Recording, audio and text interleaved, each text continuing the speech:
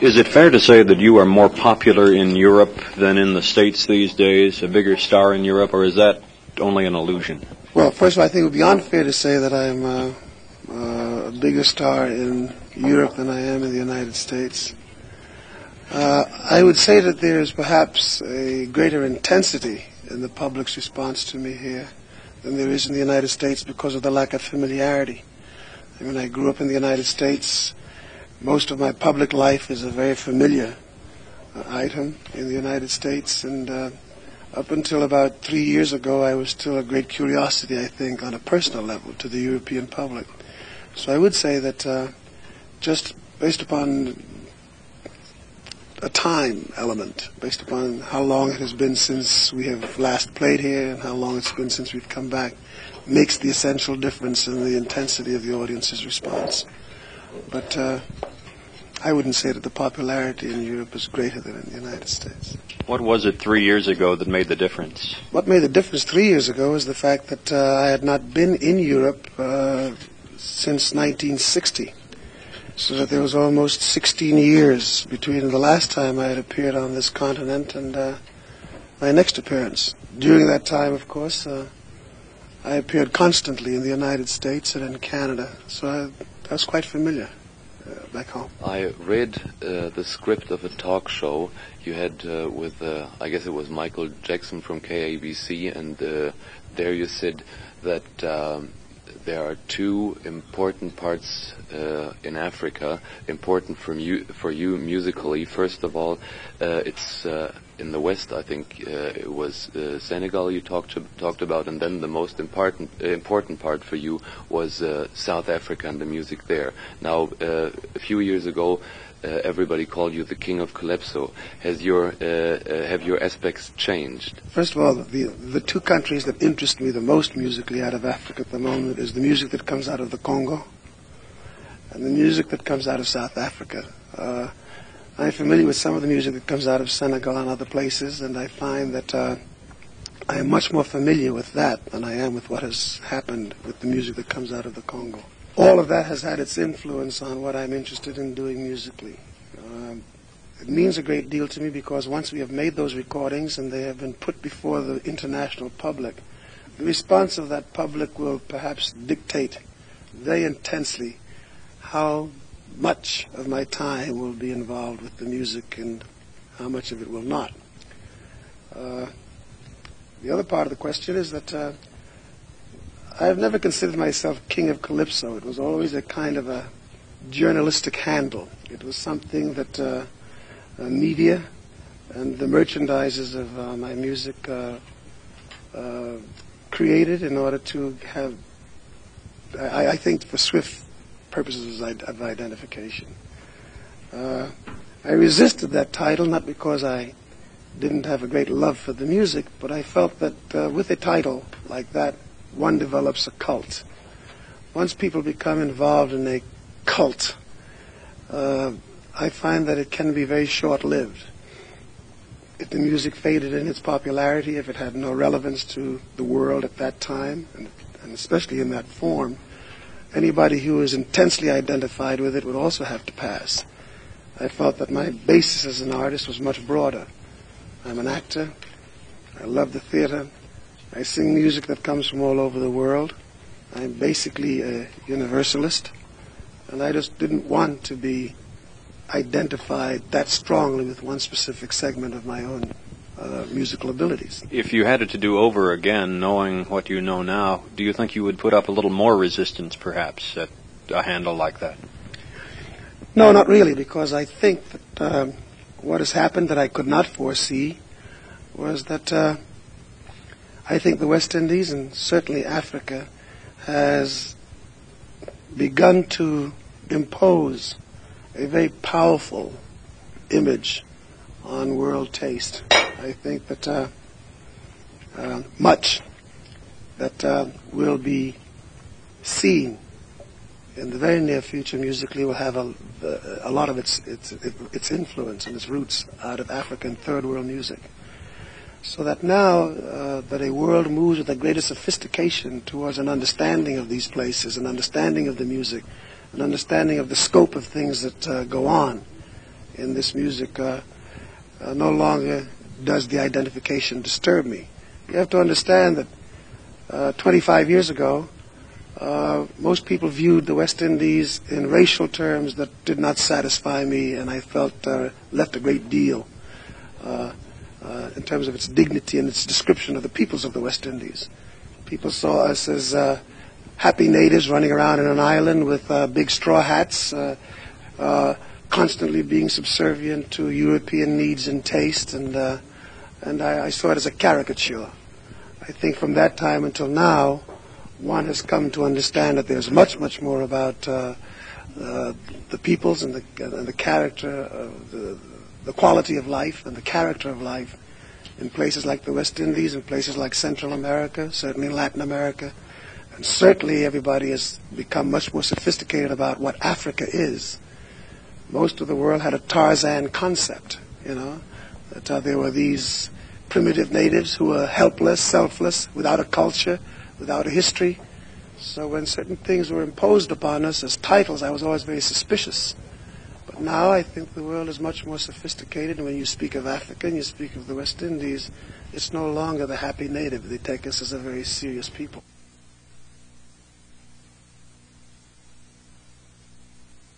There was a German critic who gave you another name. He said you were the best, the most well-known, and the most fabulous folk singer of the world.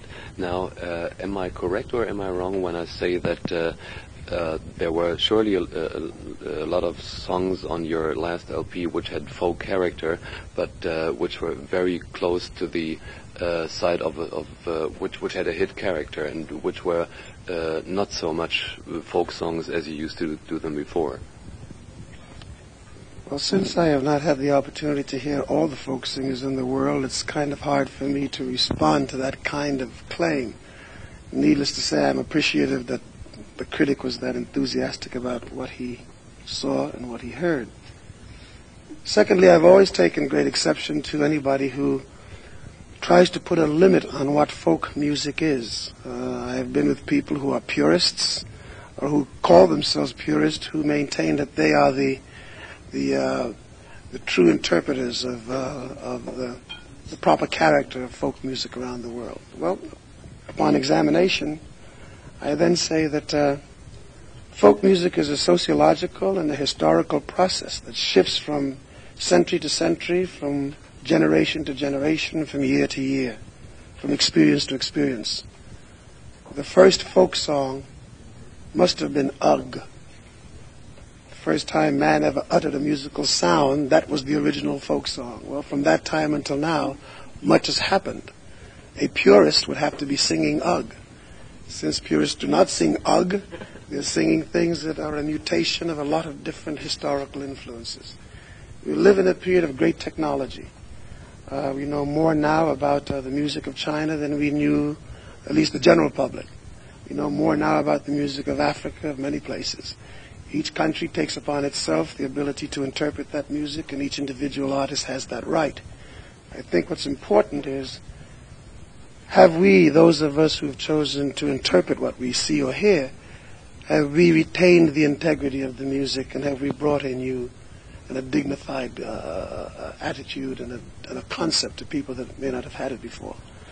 Certainly when I started to do the music of the West Indies in the United States, I was caught in a very interesting set of circumstances.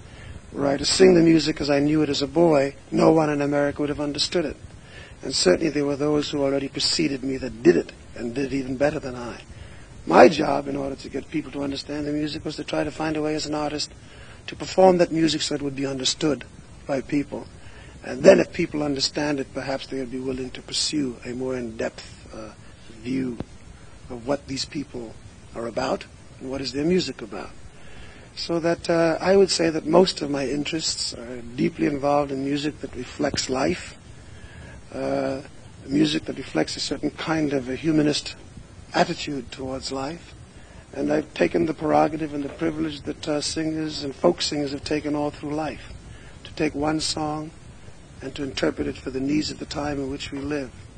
I think the artist has two responsibilities. One is to not only show life as it is, but to also show life as it should be. And Long before there was jazz, there was Africa as a separate entity, there was Europe as a separate entity. Slavery and history brought together a coincidence, and out of this marriage of history came a new form, came a new art, the art of the people. Certainly 5,000 years from now, when people look back on this period, to define it, they'll have to say the folk music of that period was the folk music of the Beatles, of Led Zeppelin, of Boney M, all of it. The only question is which was good and which was bad, which was the best, which was the worst. Your tour began in May. You will continue until the end of November. How do you cope with life on the road for that long a period of time? Well, there are several things. I think the first and most important is how one disciplines oneself. The theater is the first and the most important character in the day's evolution. So therefore everything must be subservient to that. How long do I talk? How late do I stay up? How much socializing do I do? Secondly, there's hardly a city that one can go to where there isn't something of interest in that city. There must be a museum, there must be a gallery, there must be an artist, there must be somewhere where something is going on that I've never seen or heard before. I think one has to find out where these places are, find out who these people are, and go and pay a visit. If you have uncovered something new, you have enriched your life, and if you haven't uncovered anything new, that also is an important piece of information. Nothing new is happening in this place or in this town. But I think that the only thing that I essentially miss when I'm touring is I miss seeing the faces of my children or a handful of friends, but I can always get on the phone and call them anyway.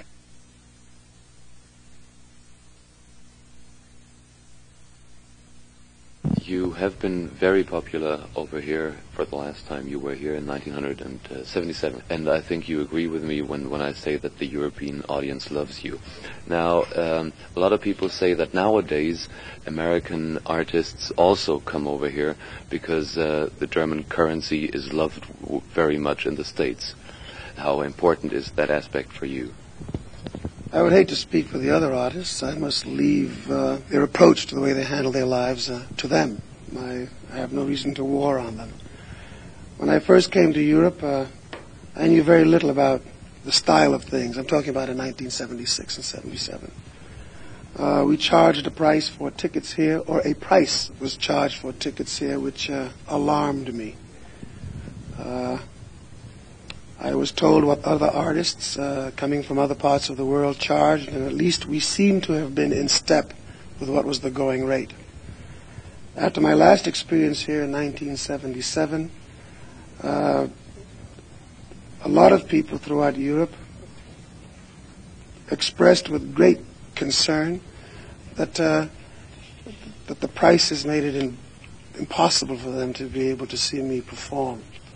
So we did two things. One was that I insisted that we at least symbolically give a concert, as we did in Dusseldorf for the students, we charged 10 Deutschmark. All the music, all the money that came in from that performance, beyond what specifically went to pay for the cost of the hall, was returned to the students and for them to do with what they wanted to on an organizational basis. When I met with Mr. Warsaw, we talked about this problem in Europe. He had a conference with Fritz Rau, and I told him that under no circumstances did I want to play again for 90 Deutschmark. I thought it was excessive, and I did not want to play exclusively for the elite of Europe. I wanted to be able to. So they must arrive at some solution that does not cause them any financial burden, and at the same time permits me to come to Europe with the show on the level of excellence I would like to do it. And as a consequence, I think we cut the price almost by a third. And in the midst of this, still this intense popularity, and I'm sure that we will be received the same way again, we have reversed the price situation. And I think that given inflation, given costs, given the fact that I have a company of 20-odd people who are paid the highest prices according to American wage standards, because I must adhere to that. I want to adhere to that. I do think that we have come under a fair price situation. Can you tell us about some of the artists you're bringing with you on tour this time? Well, outside of the fact that they're all incredible, all I can say is that seeing them is the proof of the pudding, as we say. There's a woman with me who was here the last time. Her name is Falumi Prince. She is African by birthright, but she grew up in the United States. She is the wonderful embodiment of both the African and the American culture. She's worked very hard since we were last here to bring some new material, as I have, to the public, to the European public. There are 8 musicians, some of whom are new, that come from various parts of the world. And I think that given that we have been on tour since the 8th of May, we've played all through the United States and Canada and through the Orient, I have never enjoyed a more successful response from critics and the public alike. Most Americans associate you with a certain few songs, especially things like Day-O and Jamaica Farewell. Of all of the songs that you have done, if you had your choice, are those the ones you would most like to be associated with, or are there others that you feel are perhaps more representative? No, I don't mind the association with those songs at all. I mean, they're songs that are well constructed. They're songs that say something about things that I have a great interest in. The Banana Boat song is about a group of men who work doing very difficult and very laborious work in the West Indies, loading banana boats. It's grueling work. They ask for relief from the pain of such hard work.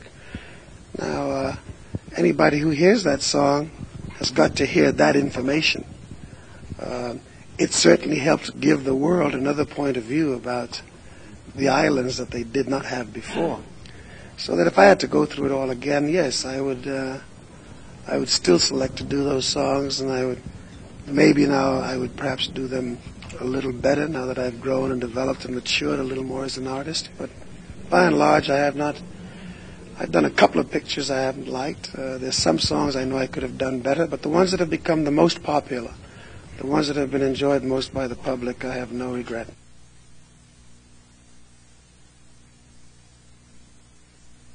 We in Europe haven't had a record from you for a very long time, except the one which came out 1976, 3 years ago, when you toured through Europe very successfully. Was that only here in Europe, or was there no record from you in the United States either? First of all, even the one that was released in Europe was not released in the United States, so that there has been a more recent release of my records in Europe than there has been in the United States. The reason that there has not been a release since then is that I felt that the last record that I did left a great deal to be desired from where I would have liked to have gone, from what I'd like to have seen accomplished. Each time I set out to fulfill my obligations to CBS and to make the new recording, I found that time didn't give me the opportunity to reach the level of excellence I would have liked to have accomplished. And as a matter of fact, one of the reasons that the length of this tour this year is so long was to, in fact, remove all of my contractual obligations to impresarios around the world and my obligations to certain theaters, to get that behind me so that I may spend the kind of concentrated effort I would like to spend on making the next 2 albums. I have 2 projects in mind that are musically quite important to me. And I need the time. I can't do it in a matter of 6 or 7 weeks. I need time to put together the musicians I would like to have, because many of the songs require specialists in certain instruments, specialists in the application of certain rhythms. I need time to study my performance within the context of what these musicians are able to do. And since I have no real desire to just pursue a record career as an end in itself, but that I would like to be able to make a musical statement. That's the simple answer to the whole situation. What are the record projects that we can be looking for in the future? One is an album that reflects the kind of impact and the kind of influence that has that I've been confronted with and that I've been involved with in third world music. By third world music, I mean the music coming out of Africa, the contemporary music of Africa. A lot of the influences that are coming out of the contemporary music of Latin America, and certainly some of the music that has begun to surface coming out of the Caribbean, which is qualitatively different than the music of 15, 20 years ago. And the second album is just an album of some what I would consider to be exquisitely beautiful ballads that make the kind of humanist statement lyrically that is not heard quite often. And both quite different from each other, but I want to do them both at once because once I have put them behind me, I can then resume my touring career. Where does the idea of commercialism fit in with your philosophy of the sort of recording projects you've been talking about? How important or unimportant is that to you? Well, certainly the degree to which the music that I produce is successful is the degree to which I'm able to do two things. Maintain a platform of independence, which gives me an opportunity to relate to the public on my own terms, to keep me free of a certain kind of demand from the institutions that are specifically commercial. I'm not dictated to by the hierarchy of a record company. I'm not dictated to by the hierarchy of Hollywood. I'm not dictated to by the hierarchy of television stations. But if I am not generally approved of by the public, which is a specific for the performing artist. By that I mean a writer can write a book and he can leave it on the shelf for 100 years, and after he's dead they can discover his works. The performing artist must be discovered in his lifetime. If you're not approved of while you are alive, there's no further need for approval. As a consequence, to the degree that your popularity with the public gives you the opportunity to be liberated is the degree to which I would like to know that my work is commercially successful. But as an end in itself, I have no interest at all.